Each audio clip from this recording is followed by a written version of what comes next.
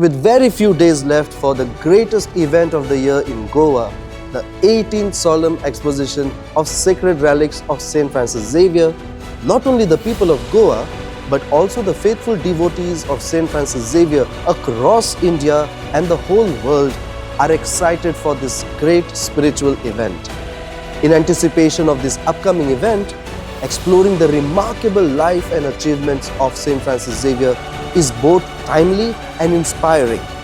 Thus, now's the perfect time to delve deeper into the life and legacy of St. Francis Xavier.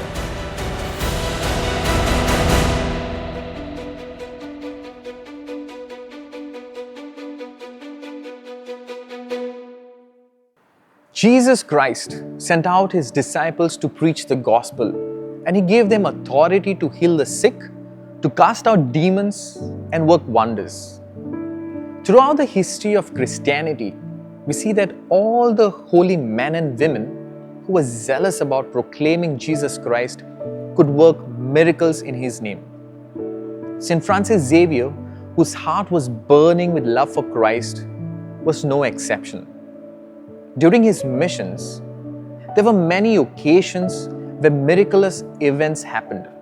When he arrived in Goa, he had heard about the Paravas and went to Tuticorin. He entered a village of non-Christians. Now there was a pregnant woman who had been in labor for 3 days, and everyone gave up on her. St. Francis Xavier prayed for her and made a person translate the prayer which he was praying so that the others could understand. St. Francis told her that if she gets baptized, the pain will go and she will have a safe delivery. The woman promised to get baptized and be a Christian. As soon as she received baptism, she delivered the baby. Soon almost the whole family and the village received baptism upon hearing about this miracle. There is another miracle told from the fishery coast, when a beggar covered with sores approached St. Francis Xavier and asked him for alms. St. Francis washed him with water and drank some of it, and immediately this beggar was healed. At Coimbatore, a woman came with the dead body of her son and fell at the feet of St. Francis Xavier, asking for his help and crying and weeping in front of him. St. Francis Xavier prayed to the Lord and commanded the child to rise in the name of the Lord Jesus, and the child rose to life. In another incident, where 2 catechists who accompanied St. Francis Xavier, one of them was bitten by a cobra.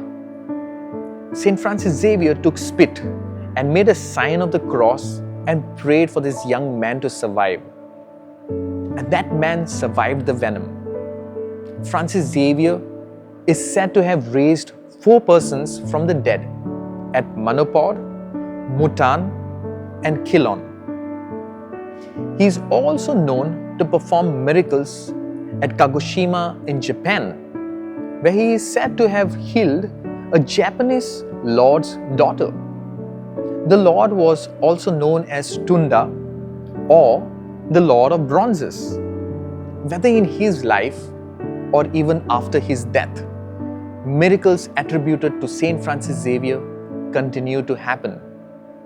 How can we forget about his incorruptible body, which did not show sign of any decay, even after being buried for 3 times at different places? After his death, he was buried on Sunshine Islands with lime, thinking it would decay. After some months, when he was dug up, they found the body as fresh as it was. They buried the body on Maluku Islands in Malaccas, present-day Malaysia, without a coffin for almost a year.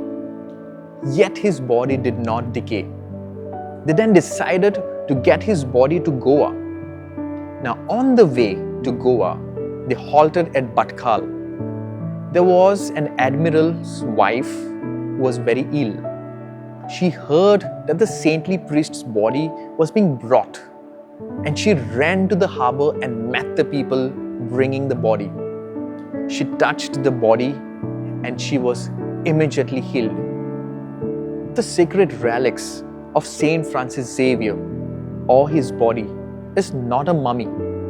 In mummification, you have to remove the soft organs like the kidneys, the liver, the heart, the brain, etc., and then apply some spices and then bandage it to mummify it. But none of these things were done with Saint Francis Xavier's body.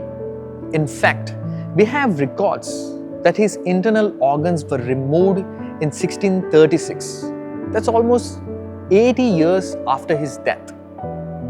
Many people still come to Saint Francis Xavier to pray because he does miracles in their lives through the intercession to Jesus even today. This is why he is called the miracle worker.